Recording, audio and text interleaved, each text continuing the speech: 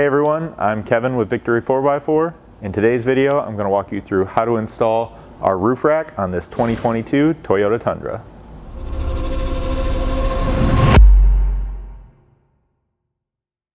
So we're going to get things started by assembling the rack. You can see here we've kind of got everything laid out that you're going to receive: front and rear fairings, crossbars, side rails, and the appropriate mounting brackets. We'll begin by installing these crossbars to the side rails. Now, each of your crossbars is going to have a couple slots milled in one end. Those are going to be to slide T-nuts into these channels so you can mount your accessories later on. We typically just make sure those are facing up and all the way to one side. We usually pick the driver's side, but whatever works for you. Now, to secure the crossbar to the side rail, you're going to want to find the 1/4-20 button head bolts and corresponding washers in your hardware pack. With each of these, as they go into the crossbars, we do recommend just a little bit of anti-seize lubricant on each bolt. And then you can stand up your side rail. You'll be installing these into those horizontal slots.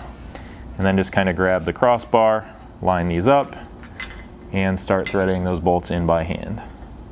Once you have both bolts started, you can grab a 5/32 hex and then just kind of center the crossbars on the slots for now and tighten these in place. Now you can repeat that same process all the way down one side rail, then just jump to the other side and do the same thing. Now we're going to move on to installing the mounts. You're going to have 4 of these mounts. They are different front and rear, and that's going to be easily identifiable with an F and an R cut into the part number here on the mount. They're also going to have arrows cut into each mount. Those will face forward towards the front of the rack or the front of the vehicle. When you install these to the side rails, you're going to use the same 1/4-20 button head bolts with washers that we used for the crossbars. However, this time you're going to back them up with 1/4-20 serrated flange nuts. So identify your mount, go ahead and slide it down inside of this side rail, and then just install each mounting fastener.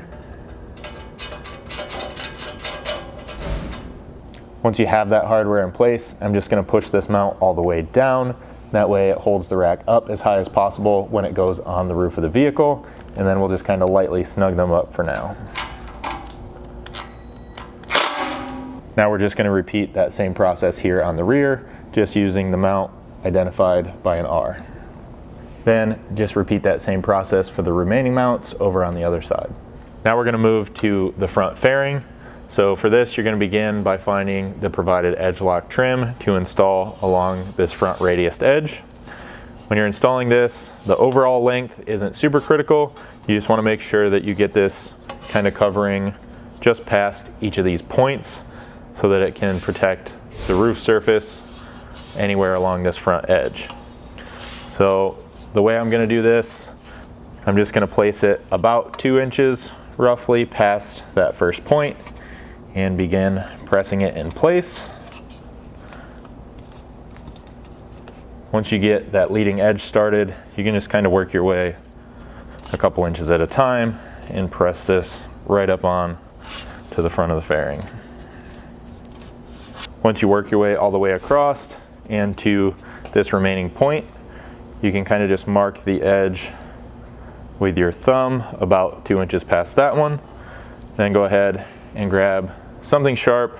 A set of tin snips like I have here works really well, and kind of cut off the remaining amount.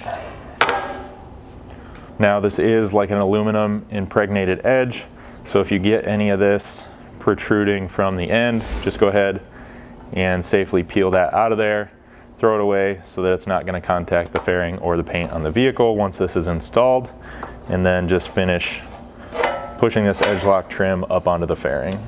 Now with the edge trim in place, you'll simply take the fairing, slide it down between these 2 side rails, and you'll fasten that again using that same 1/4-20 button head hardware.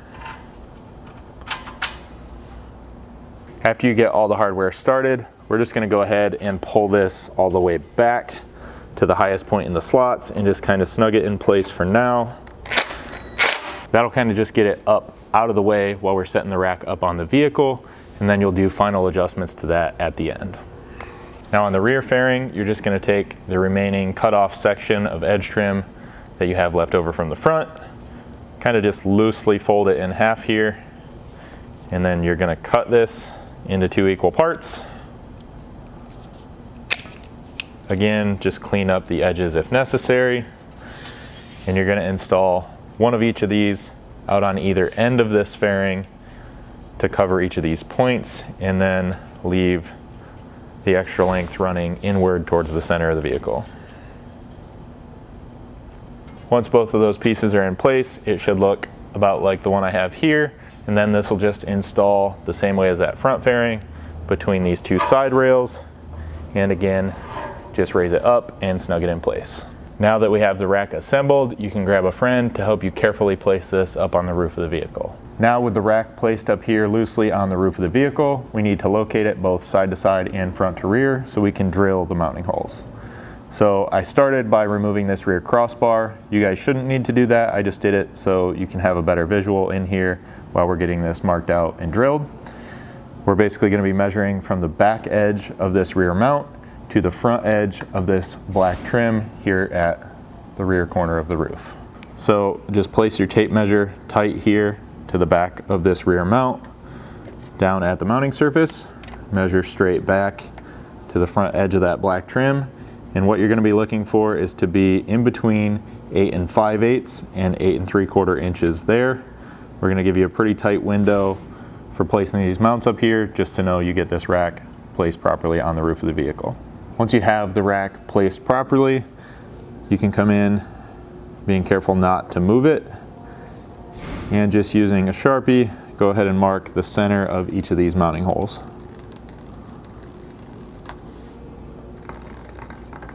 Now I'm going to get these rears fully mounted in place before moving on to the front.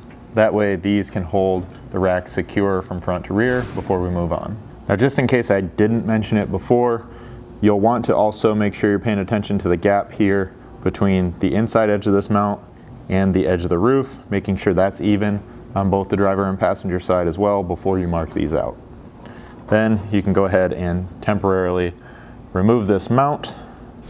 I've just placed a microfiber towel kind of folded up here at the back edge to help support this while that mounts out of the way and keep the rack up off the roof. Then using the Sharpie marks we made when lining this up, we can center punch and begin drilling these mounting holes. Now you'll be drilling your holes out to accept the M6 riv nuts provided in your hardware pack. For that, you're going to want to start with a small pilot bit. I believe I have an 1/8 inch here, and then you can work your way on up. I have a 3/16, quarter, 5/16, all the way on up to a 25/64. That's going to be the final drill size that is critical for these riv nuts to set properly once installed. As you can kind of see on each of these, we're going to recommend that you not drill this without a drill stop added to each of these drill bits.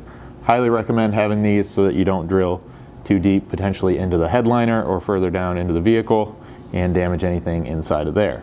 Now if you've never used these drill stops before, they're fairly simple. You're just going to find the closest size to that 23/64 bit that we'll be using. Slide it up no more than 1/2 inch. That should be plenty to get down through this material, but also keep you safe from going into that headliner surface. And then using the set screw typically provided with these, you can go ahead and tighten that up to the side of the bit. If you don't have a set of these and you need to pick them up for this installation, you can get them anywhere online. Of course, Amazon, any of your big local hardware stores are likely going to have them as well. They're not too expensive, so just play it safe and get those for this part of the install. Now lastly, before you drill, just so that you don't get any of these metal shavings down inside of the vehicle where they'd be laying on top of the headliner and such, we are going to recommend grabbing a shop vac. This is where an extra set of hands may help out, just so you can keep 2 hands on the drill, but whatever you're comfortable with so that you can safely get these drilled and keep everything clean. So now that we have those pilot holes drilled, and we're going to follow that same procedure, just carefully drilling these out, being sure to use a drill stop and running the shop vac to keep things clean. So in drilling these, we have found that some of the material underneath here is some sort of like hardened steel, making it not the easiest thing in the world to drill. So a couple tips we can give you along the way here to make this as easy as possible is, one, not only to use that 1/8 inch pilot bit, but you can also step up using a couple different sizes, just making sure that you obviously don't go over that 23/64 and you finish out with that to accept your rib nut. So another would be to just make sure that you have some good quality drill bits, not the cheapest thing you can find or something because you think you're only going to use them one time for this job. And then just a little bit of cut lubricant of some sort. Obviously you don't want to put too much on because you don't want it dripping down inside of these holes, just like we're trying to keep the shavings out of there. So maybe just a real light coating on the end of each drill bit as you're drilling these holes. So with all that being said, this can be done with relative ease. However, it's just going to take you a little bit of time as you work through it to get all these holes drilled. After you do have the holes opened up to 23/64, you're going to find that the rib nut doesn't drop all the way down in there and seat nice and tight against the metal because of this top little flange on it. So you'll want to take either a 1/2 inch drill bit like I have here, or like this center style drill, which I just like because it kind of drops down into the hole and gives it a little bit of a guide. And you're just gonna drill enough that you're taking kind of just this foam sealant type material and opening it up to look like the one here in the back.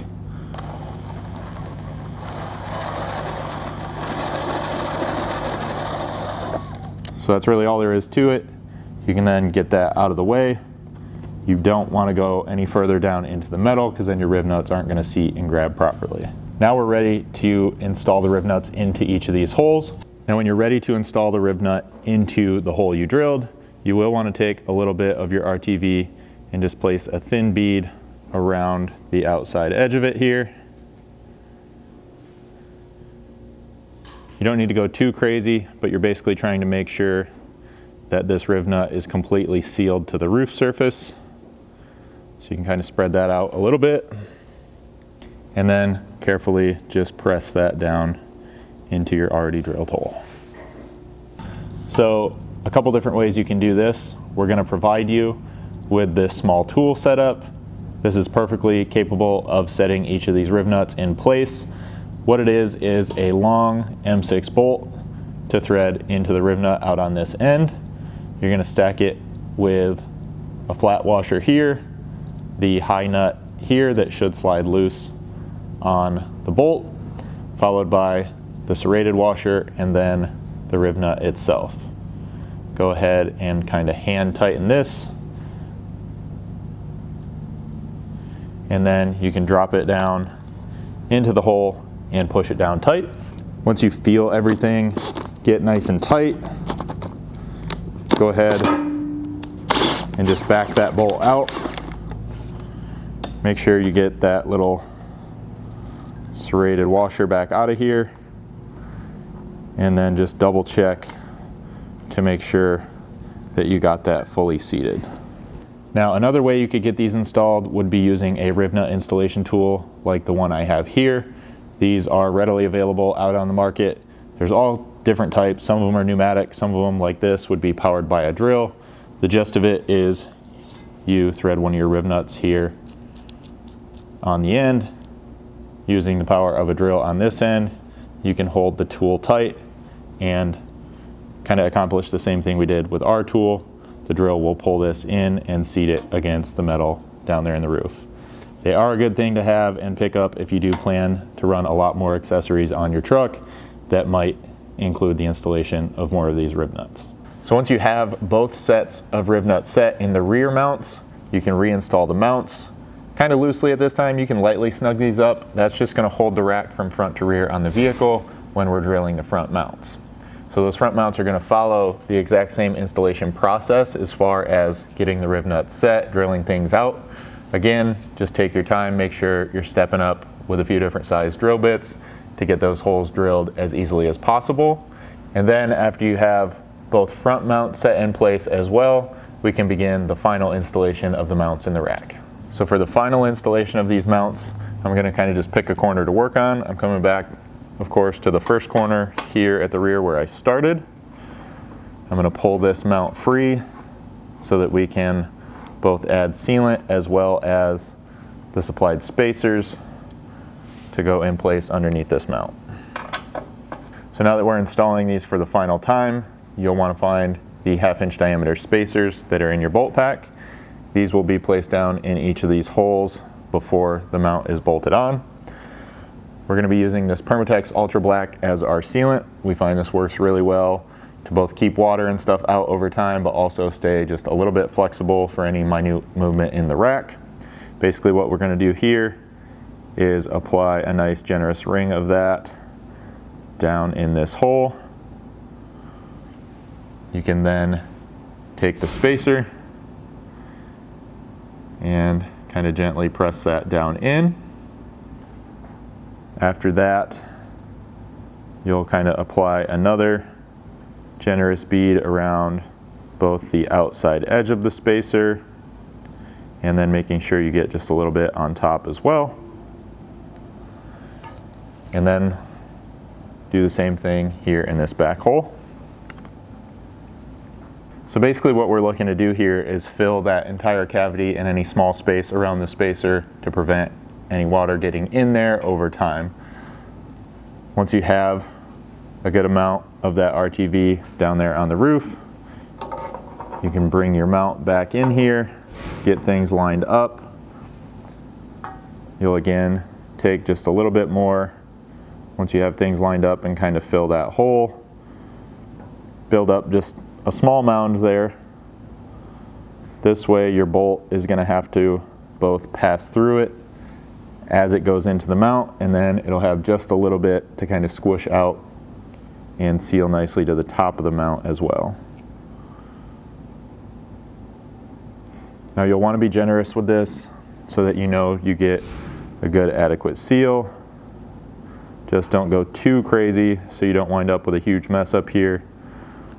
If you do, you can always kind of wipe this up. It can be just a little bit difficult or messy to do without kind of just smearing it. Just be sure when you're installing these bolts into the top of the mount as well that you're using one of the small 1/4 inch washers from the bolt pack on those M6 button heads. Then while you have this hardware started but still loose, you can reinstall your side rail to roof rack mounting hardware.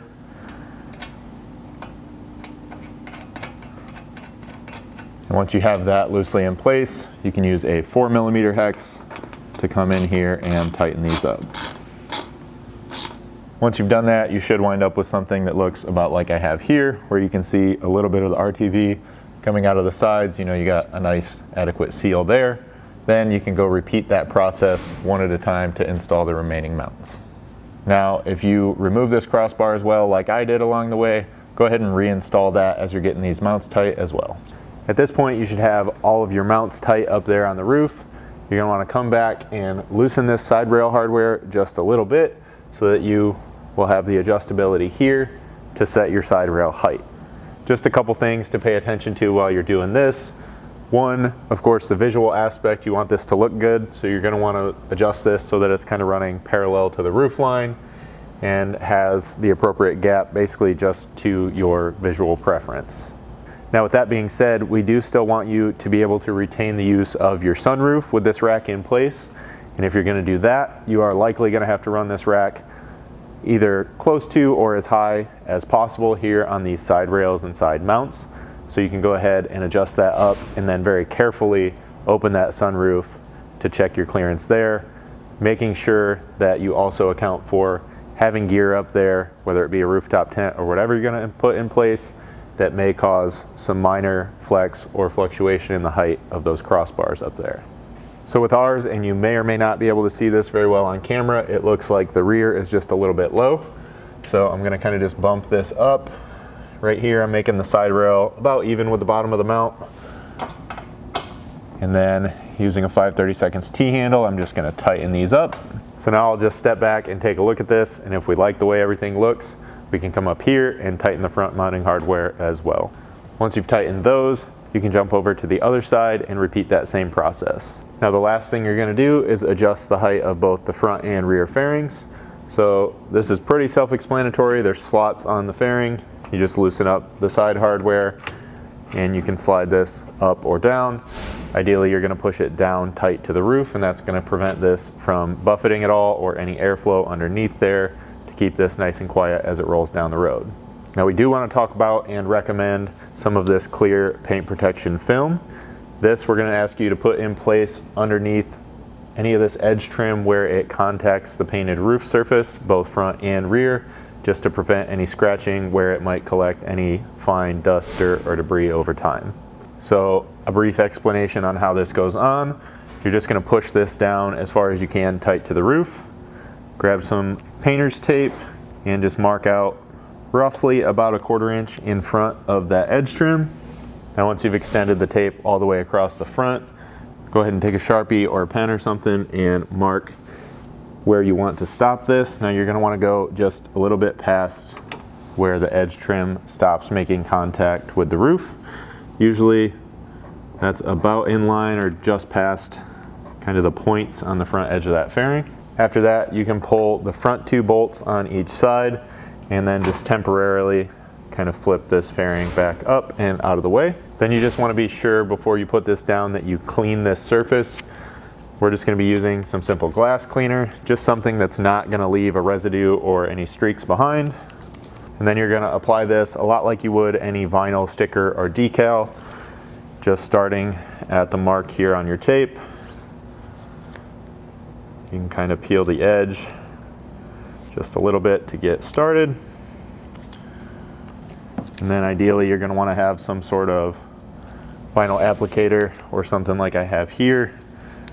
Probably can be done with like a credit card or something as well, but this is going to work just a little bit better.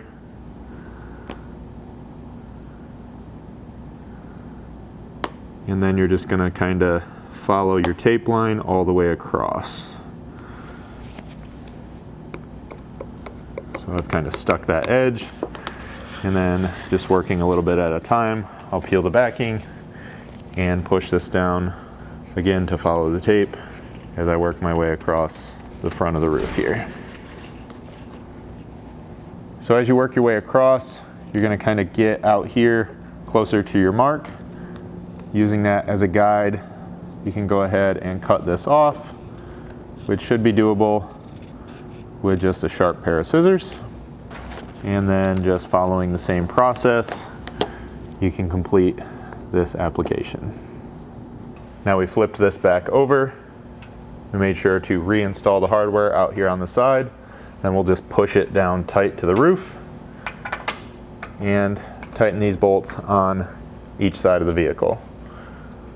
Again, this will be your 5/32 hex. With the front fairing tight, you can go back and adjust the rear. Now we're also going to recommend paint protection film back there. However, if you remember from earlier in the install, you're just going to have those couple short pieces of that edge trim back there. So you're really only going to need to apply a short strip on each side to protect the paint back there. Once you finish things up on that rear fairing, your installation is complete. So if you guys have any questions about this installation or any other product we offer here at Victory 4x4, feel free to reach out to us. You can send us an email at info@victory4x4.com or give us a call at 269-459-8447.